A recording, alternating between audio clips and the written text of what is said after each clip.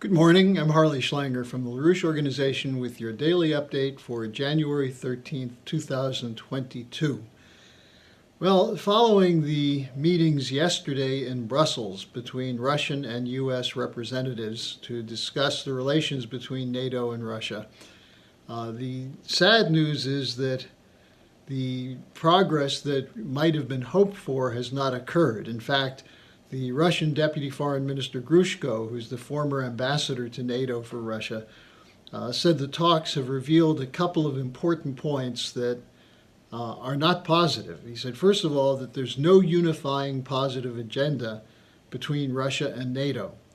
Secondly, the U.S. and NATO have reverted to a Cold War strategy, and that this strategy is centered around the containment of Russia, surrounding Russia, for the purposes of preventing the so-called threat of Russian activity outside of Russia. And finally, what he said is that Russia is left with no option but to respond to this. Now, there was a positive note following the debriefing at the Russian embassy in Brussels from Russian specialist Gilbert Doktorov, who said that at least the Russians are being heard. But what Putin has said is that actions, not words, are necessary. Russia has been given promises before, most famously in February 1990, when U.S. Secretary of State James Baker said there would be no eastward expansion of NATO. Yet there's been a continuing expansion of NATO eastward.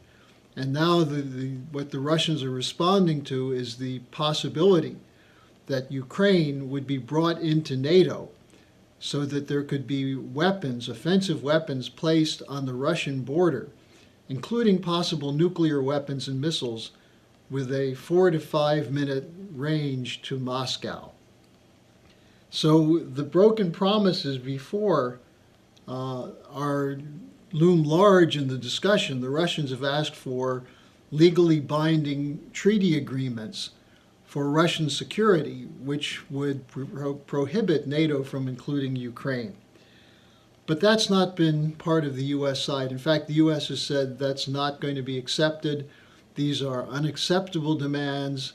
The United States will not respond to Russian red lines.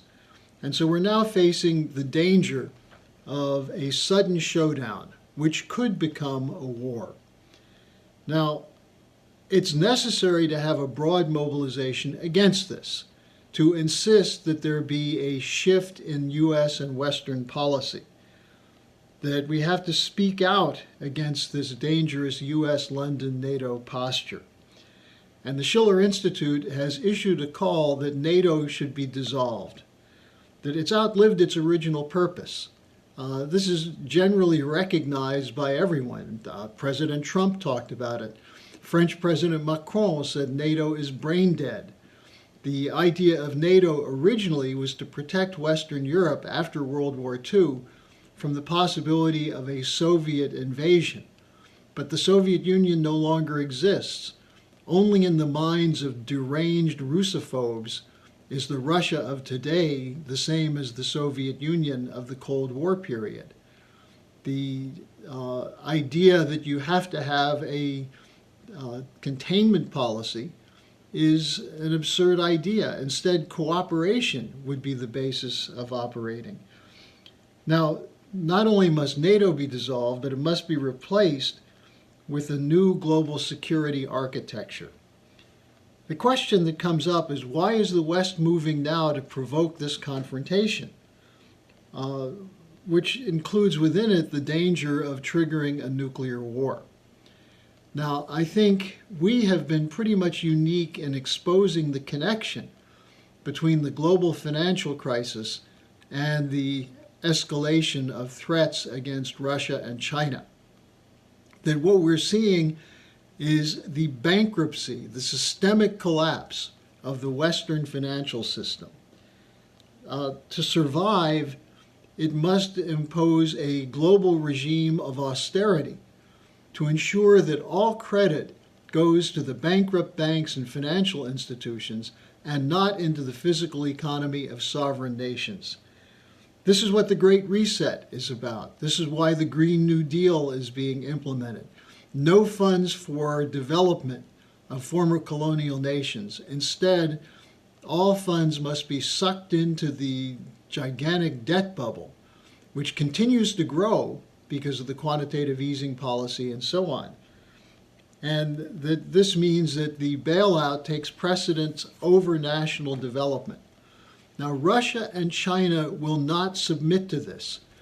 There are other sovereign nations that have tried to oppose it. Libya, for example, Iraq, were not committed to this. And look what they faced. They were crushed by the endless wars. But the Russians and the Chinese made clear at the Glasgow COP26 summit, they're making clear in terms of the economic policies that they are investing in their own physical economy, and the Chinese through the Belt and Road Initiative, in the physical economic development of their neighbors and of countries in Africa. The idea that they have is cooperation for development, not dividing the world into competing blocks. Doing the latter is classic British geopolitics. You take away sovereignty of nations, take away their ability to act for the interests of their people, impose on them conditions through the International Monetary Fund and the international banking system that prevent them from investing in the future, and instead require all available capital to go into the debt bubble to bail out the bankrupt financial institutions. Instead, here's what we need. We need a LaRouche solution, which has been consistent since the 70s and 80s when LaRouche called for a new Bretton Woods and the dismantling of the International Monetary Fund. We need a global financial bankruptcy reorganization. The banks that are sitting there with huge volumes of debt on their books, unsustainable assets, that are continuing to trade them thanks to the quantitative easing funds they're getting from the Federal Reserve and other world central banks, that should be shut off. Put those banks and financial institutions through bankruptcy reorganization. Let them eat the debt. Don't impose that on conditions on other nations. Then secondly, replace the present system with national credit systems, Hamiltonian banking systems, where nations are able to generate credit for the physical development of their own country. This is essential to solve the problems that are still left over from the colonial era. And the investments then should be oriented especially toward infrastructure, which is why the Belt and Road Initiative is so important, and scientific and technological advance. As we're sitting here at this moment, there is little room for error. We're sitting on a powder keg, one that's just as dangerous as existed for 13 days in October 1962, where day to day it was unclear whether mankind would survive to the next day. We have a similar situation today. Join our mobilization to reverse this, to call for the dismantling of NATO, for the agreement for new security architectures that aid all nations.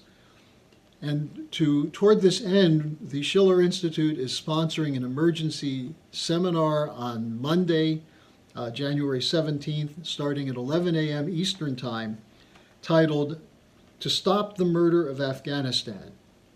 The U.S. and Russia could collaborate in rebuilding Afghanistan instead of destroying each other. Both nations, the Soviet Union and the United States, lost wars in Afghanistan. The United States spent trillions of dollars, lost thousands of our young men and women in combat, and killed tens of thousands, maybe hundreds of thousands, and today have left that country in a shambles where 9 million people face starvation. Instead, why don't we show our goodwill toward mankind? End the sanctions. Join hands to rebuild countries that we both participated in destroying. That kind of positive collaboration is the way out of the crisis that currently exists between the US, NATO, and Russia over Ukraine. I'll have more to say on this tomorrow. Join me then.